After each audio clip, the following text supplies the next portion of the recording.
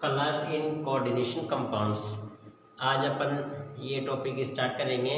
CFT अपन ने देखी थी, इसमें T2G OEG अपन ने जो ऑर्बिटल की स्प्लिटिंग होती है डी ऑर्बिटल्स की, वो अपन ने देखे थे ऑक्टाहेड्रल फील्ड में और टेट्राहेड्रल फील्ड में। टेट्राहेड्रल फील्ड में T2G नीचे होते हैं, EG ऊपर होते हैं, और टेट्राहेड्रल में इसका रिवर्स हो जाता है। तो अपन ने कल चीज़ें सारी देख ली थी, और आज अपन कलर की बात करते हैं। कोऑर्डिनेशन कंपाउंड्स जो रहते हैं वो कलर को शो करते हैं, क्योंकि VBT कलर के बारे में जानकारी नहीं दे सकी थी।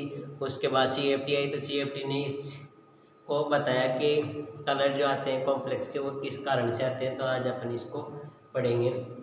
मेनली कलर जो रिप्रेजेंट किया, कलर जो शो करता है कंपाउंड, वो दो कंडीशन पे निर्भर करता है। दो कंडीशंस होती है, उससे कलर आता है यहाँ पर। तो फर्स्ट है transition is electronic transition.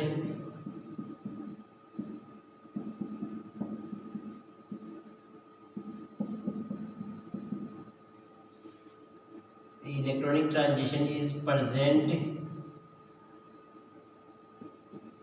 In visible region.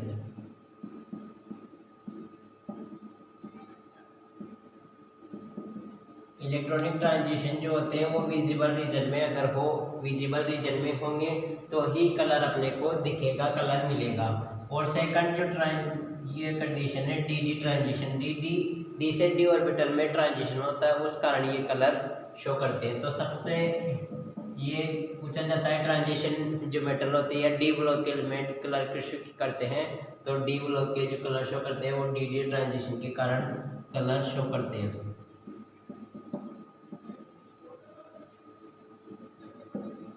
DD transition is applicable, possible,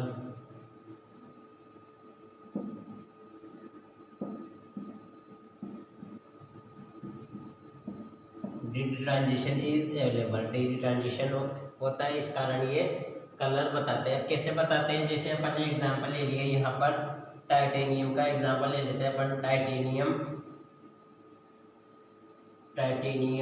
H2O whole 6 whole +3। तो यहाँ पर टाइटेनियम की ऑक्सीडेशन स्टेट देखें अपन, तो टाइटेनियम +3 कंडीशन में इसके पास इलेक्ट्रॉन होते हैं, D में एक इलेक्ट्रॉन रहता है सिर्फ, क्योंकि स्कैंडियम के बाद टाइटेनियम आ जाता है। और स्कैंडियम का अगर देखें तो 4s2 3d1, इसको अपन इधर लिख लेते हैं। आर्गन 18 3d1 4s2, ये स्कैंडियम का है, टाइटेनियम का। इसके बाद आर्गन 18 और 3d2 4s2। तो ये कंडीशन तो क्या है, जब ये नॉर्मल एटम है, जब है, और ऑक्सीडेशन स्टेट में जाने के बाद, जैसे टाइटेनियम नॉर्मल में तो इसके पास 4 इलेक्ट्रॉन थे, पर 3 इलेक्ट्रॉन निकल चुके हैं, तो एक D में एक इलेक्ट्रॉन रहेगा यहाँ पर, तो इसके पास एक इलेक्ट्रॉन है। अब ये एक इलेक्ट्रॉन जो है, तो यहाँ पर ये ऑक्टाहेड्रल कॉम्प्लेक्स है, या कोऑर्डिनेशन नंबर 6 क्या है, 6 से अपने को पता चल जाता है कि ऑक्टाहेड्रल है। ऑक्टाहेड्रल में इसे अपन बनाते हैं। ये ऑर्बिटल है T2G का मतलब ट्रिपली डिजेनरेट, मतलब तीन यहाँ पर ये ऑर्बिटल है ट्रिपली डिजेनरेट अपन इनको कह सकते हैं, या अपन ऐसे भी बना सकते हैं। ये मैंने ट्रिपली डिजेनरेट ऑर्बिटल बना लिए, ये ट्रिपली डिजेनरेट हो गए, और इनको बोलेंगे अपन EG डबली डिजेनरेट। और इनके बीच में एनर्जी का गैप है, यहाँ क्या है, एनर्जी गैप।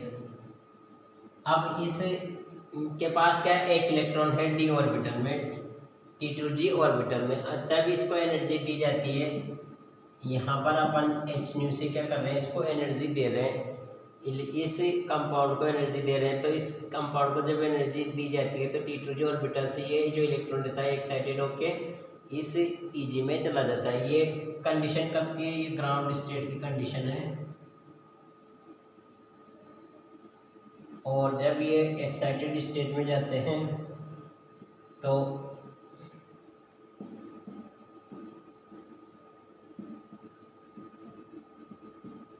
यहाँ ये इलेक्ट्रॉन आ जाता है। तो ग्राउंड एक्साइटेड स्टेट में जाने पर ये इलेक्ट्रॉन यहाँ आ जाता है। ये जो कंडीशन है वो कौन सी कंडीशन है? एक्साइटेड स्टेट वाली। ये T2g ऑर्बिटल और ये Tg ऑर्बिटल। तो ये जो ट्रांजिशन हुआ, इस ट्रांजिशन को अपन बोलते हैं डी ट्रांजिशन, क्योंकि ये भी d ऑर्बिटल है और ये भी d ऑर्बिटल है। तो इस ट्रांजिशन को अपन क्या बोलते हैं? यहाँ पर डी ट्रांजिशन बोला जाता है। डी से डी में इलेक्ट्रॉन्स का ट्रांजिशन होता है, इसलिए कलर शो करते हैं। और वो कलर कब शो किया जाता है? कि वो जो ट्रांजिशन होता है वो विजिबल रीजन में होना चाहिए।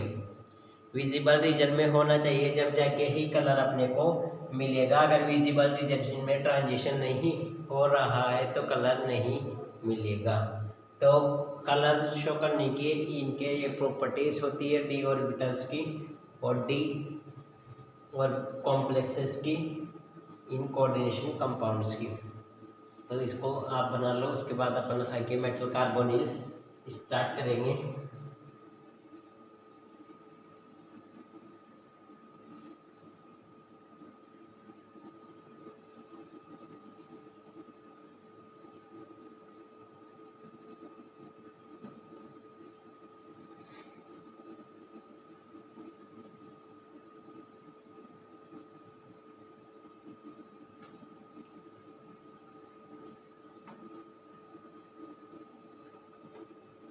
अब अपन इस CFT की लिमिटेशंस देख लेते हैं। लिमिटेशंस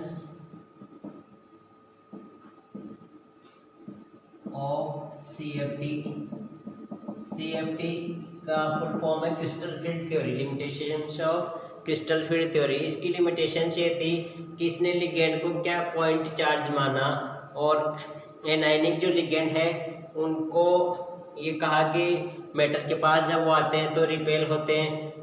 एनायनिक लिगेंड जो लेते हैं वो मेटल के पास आते हैं तो वो रिपेल करते हैं। पर जो स्पेक्ट्रोकेमिकल सीरीज जो देखी जाती है उसमें एनायनिक जो लिगेंड्स होते हैं वो बहुत पीछे रहते हैं, वीक लिगेंड माना जाता है उनको हेलोजन एटम्स के। तो उनको ये नहीं बता पाया। और दूसरी बात है, इसने मेटल और जो लिगेंड्स के बीच जो बॉन्डिंग होती है, कोऑर्डिनेट बॉन्ड जो बनता है, उसको इसने प्योरली आयनिक माना है। मेटल और लिगेंड्स के बीच बॉन्डिंग को प्योरली आयनिक माना, जबकि ऐसा नहीं होता है। तो यहाँ पर लिख सकते हैं it does not this theory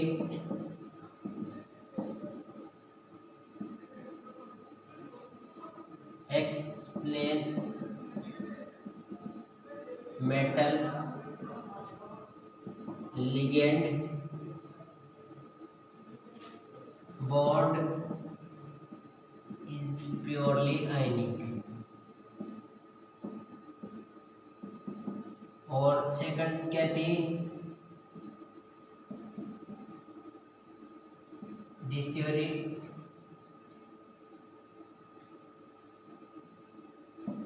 ligands as represent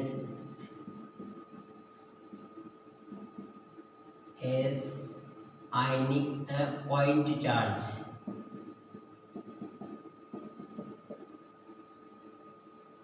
point charge इसने माना है। ये दोनों लिमिटेशंस वैसे अपने को कोई पूछेगा नहीं, ये अपन ऐसे लिख दिए, ये अपने काम में इतना नहीं आएगा यहाँ पर। अब अपन नई थ्योरी स्टार्ट करते हैं। इनको मैं मिटा देता हूँ।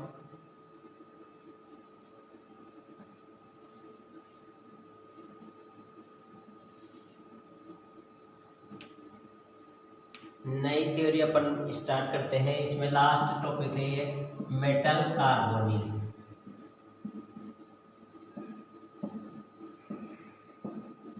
Metal carbonyl. अब यहाँ पर मेटल और कार्बोनिल क्या है?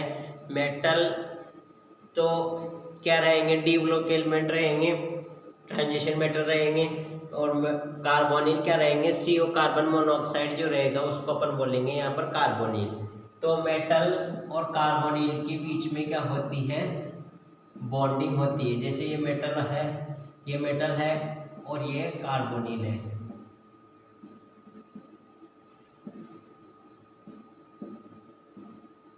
और कार्बोनिल एक लिगेंड है, और कार्बोनिल लिगेंड कैसा लिगेंड है? ये न्यूट्रल लिगेंड है। ये याद रखना, बहुत ही काम आता है ये ऑक्सीडेशन स्टेट निकालने में। न्यूट्रल लिगेंड है, इसका मतलब कोई चार्ज इस पे नहीं रहेगा। चार्ज, अपन चार्ज की बात करें यहाँ पर, तो चार्ज क्या रहेगा? 0 रहेगा। कोई चार्ज नहीं रहता है CO पे। लिगेंड्स जो है न्यूट्रल होता है। ये CO कार्बोनिल, कार्बन मोनोऑक्साइड है। अब इसमें मेटल और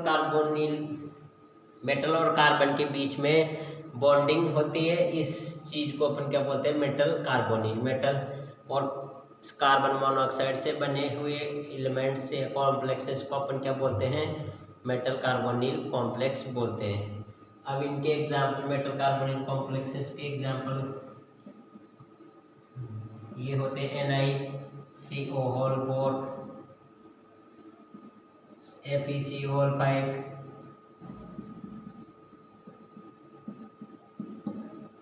CO2 CO होल 8, और एक और रहता है इसका Mn2CO होल 10। निकल और कार्बोनिल के कॉम्प्लेक्स है। निकल टेट्रा कार्बोनिल, आयरन पेंटा कार्बोनिल, इनका IUPAC नेम है। और यहाँ पर इसकी स्ट्रक्चर अपन देखेंगे। तो सबसे पहले मैं निकल और कार्बोनिल की स्ट्रक्चर बना देता हूँ। इसमें स्ट्रक्चर पूछी जा सकती है आपसे, और इसमें कल पूछा जाएगा। स्ट्रक्चर अपन बना सकते हैं। इसकी स्ट्रक्चर होती है टेट्रा हेड्रल हो जाएगी, ये इस टाइप से बन जाएगा। आयरन पेंटा कार्बोनिल की स्ट्रक्चर इस टाइप से बनेगी। यहाँ पर ये CO ट्राइगोनल बाइपिरामिडल स्ट्रक्चर इसकी बन जाएगी। TBP अपन बोलेंगे, ट्राइगोनल बाइपिरामिडल। CO2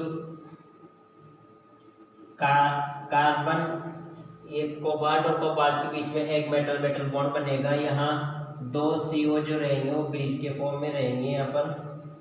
और बचे हुए जो ये 6 CO रहेंगे वो टर्मिनल CO बोले जाएंगे। ये CO जो रहेंगे वो टर्मिनल रहेंगे।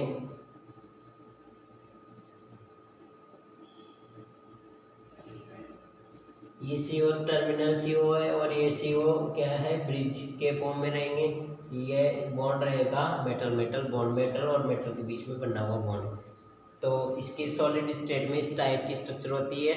और जब सॉलिड से इसको जब गर्म किया जाता है, जब गर्म करने के बाद ही ये बीच में से ब्रिज बॉन्डिंग टूट जाती है, और ये CO इधर आ जाता है और ये CO इधर चला जाता है। तो ये इसकी CO2CO होल 8 की 2 टाइप की स्ट्रक्चर हो सकती है। Mn2CO होल 10 की स्ट्रक्चर अपन बनाए तो यहाँ पर मेटल मेटल बॉन्ड एक आएगा, और ये 5 जो CO रहेंगे वो इनसे टर्मिनल फॉर्म में रहेंगे।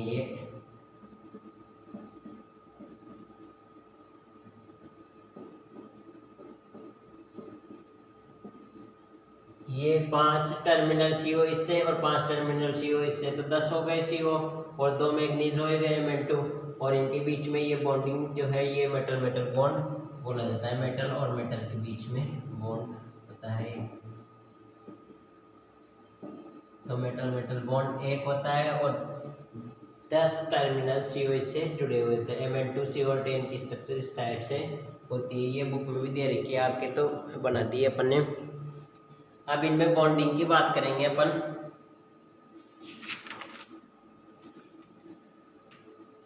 इसको मिटा देते हैं।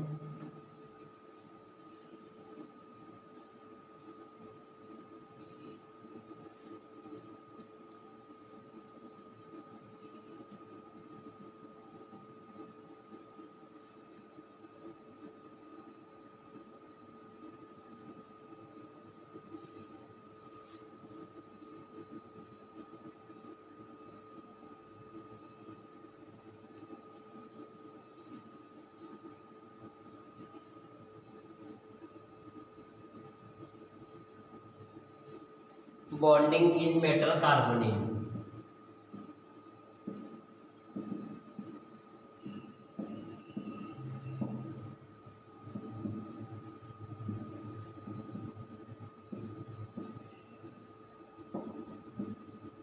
दो टाइप की बॉन्डिंग इनमें प्रेजेंट होती है, एक सिग्मा बॉन्डिंग होती है और एक पाई बॉन्डिंग होती है। एक कैसी रहेगी, सिग्मा बॉन्डिंग, और एक रहेगी पाई बॉन्डिंग।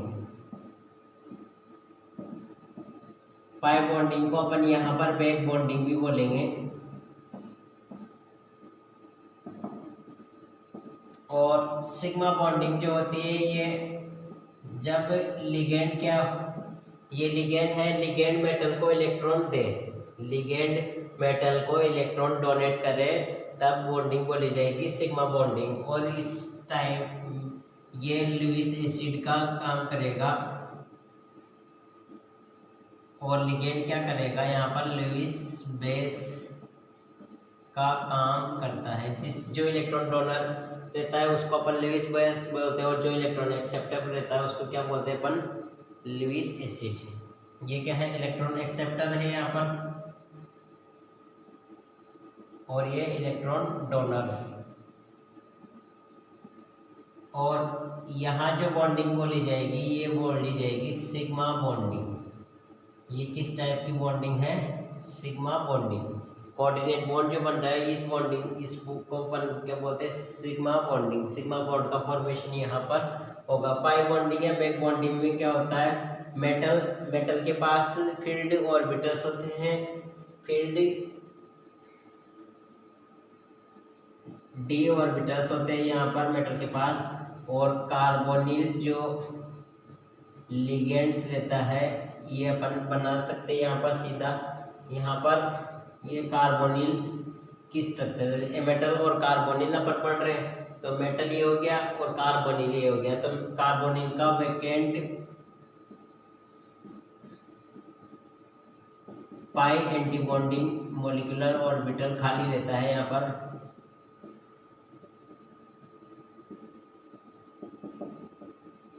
सीओ के पास क्या है, pi anti bonding molecular orbital खाली रहते हैं, और मेटल के पास डी फील्ड डी ऑर्बिटल्स होते हैं इनके पास।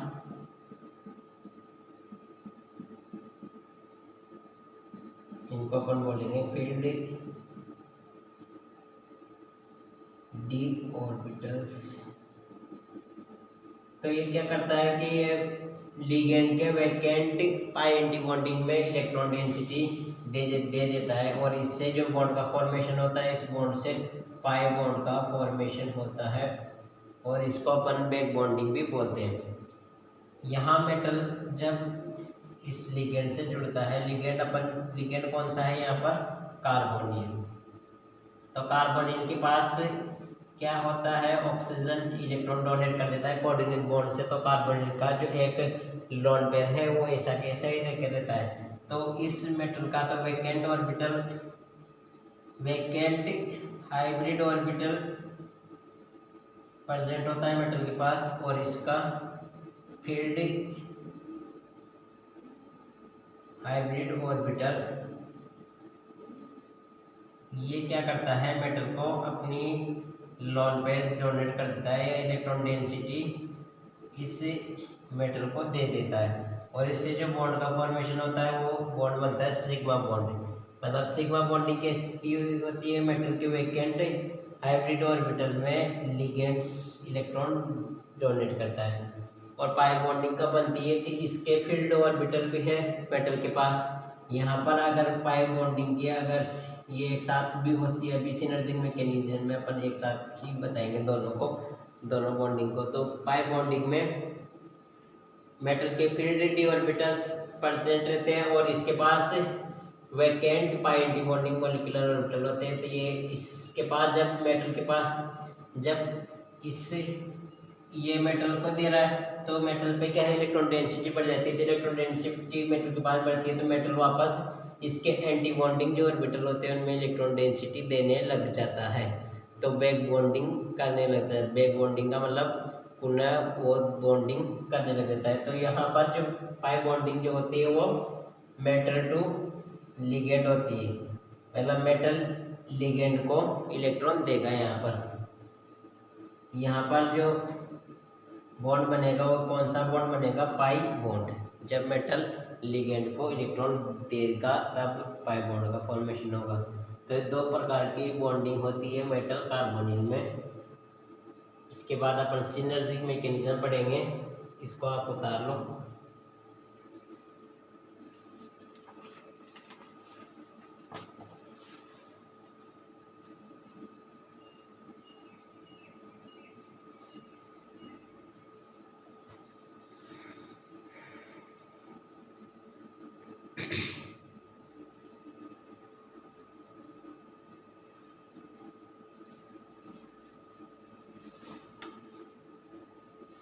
अब अपन सिनर्जिक मैकेनिज्म है वो देखते हैं।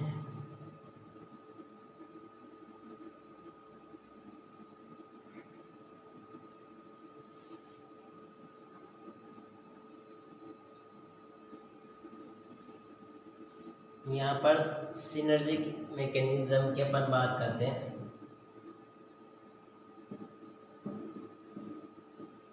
सिनर्जिक मैकेनिज्म जो पाई जाती है वो किन में पाई जाती है? Metal carbonyl.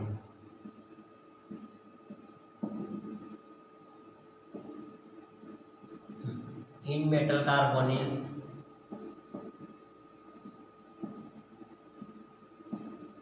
Sigma bonding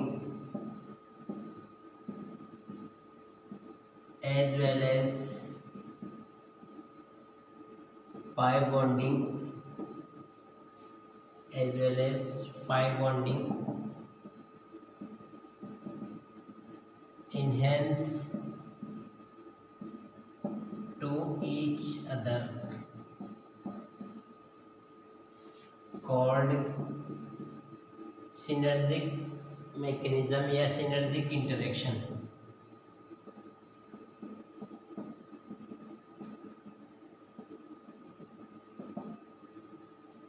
synergic mechanism या सिनर्जिक इंटरेक्शन। तो ये जो सिनर्जिक मैकेनिज्म या सिनर्जिक इंटरेक्शन जो मेटल कार्बोनिल में होती है, कैसे अभी अपन ने जो सिग्मा बॉन्डिंग और पाई बॉन्डिंग को अलग अलग पढ़ा, वो एक साथ होती है। यहाँ पर ये मेटल के फील्ड डी ऑर्बिटल होते हैं और यहाँ पर ये लिगेंड है और इसका ये पाई एंटी बॉन्डिंग खाली होता है और इस लिगेंड के पास एक भरा हुआ ऑर्बिटल खाली होता है। तो इस मेटल के पास ये तो भरे हुए हैं,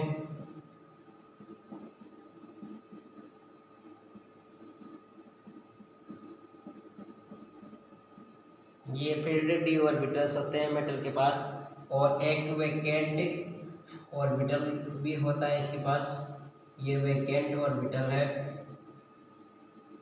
जिसमें ये लिगेंड से इलेक्ट्रॉन लेता है, यहाँ से लिगेंड इसको इलेक्ट्रॉन देता है यहाँ। तो जब इलेक्ट्रॉन देता है लिगेंड, तो यहाँ पर जो फॉर्मेशन होता है वो सिग्मा बॉन्ड का फॉर्मेशन होता है। और जैसे ही लिगेंड इसको इलेक्ट्रॉन देगा तो इस मेटल पे क्या है, इलेक्ट्रॉन डेंसिटी बढ़ जाती है, इलेक्ट्रॉन ज़्यादा हो जाते हैं। तो वापस ये क्या है, इसके पाई एंटी बॉन्डिंग जो रहते हैं लिगेंड के पाई एंटी बॉन्डिंग में इलेक्ट्रॉन्स देना शुरू कर देता है। तो इससे जो फॉर्मेशन होता है वो पाई बॉन्ड का फॉर्मेशन होता है। ये कौन से ऑर्बिटल है? Pi anti bonding molecular orbital.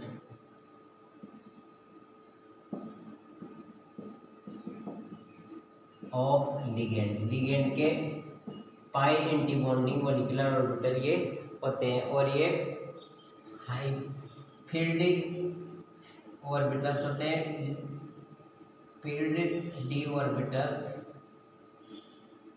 Of metal के फील्ड डी ऑर्बिटल से वैकेंट ऑर्बिटल में ये इलेक्ट्रॉन डेंसिटी देने लग जाता है। तो ये दोनों जो प्रक्रिया चलती रहती है, ये इसको देता है और ये इसको देता है, तो दोनों एक साथ होती है रहती है। तो इसको अपन बोलते हैं सिनर्जिक मैकेनिज्म या सिनर्जिक इंटरेक्शन। सिनर्जिक मतलब साचार्य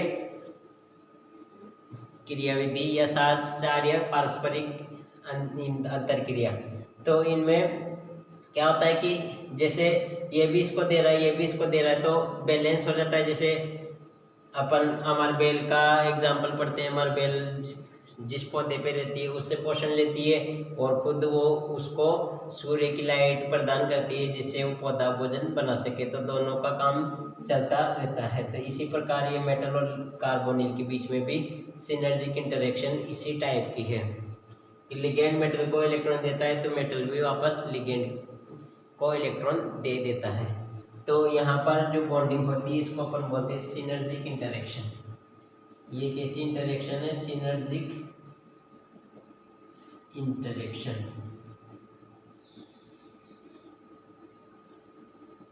और यहाँ पर लिगेंड जब मेटल को देता है तब सिग्मा बॉन्ड का फॉर्मेशन होता है, और मेटल जब लिगेंड को देता है तो पाई बॉन्ड का फॉर्मेशन होता है। ये क्वेश्चन कहीं कहीं पूछा जाता है, इसको याद रखना।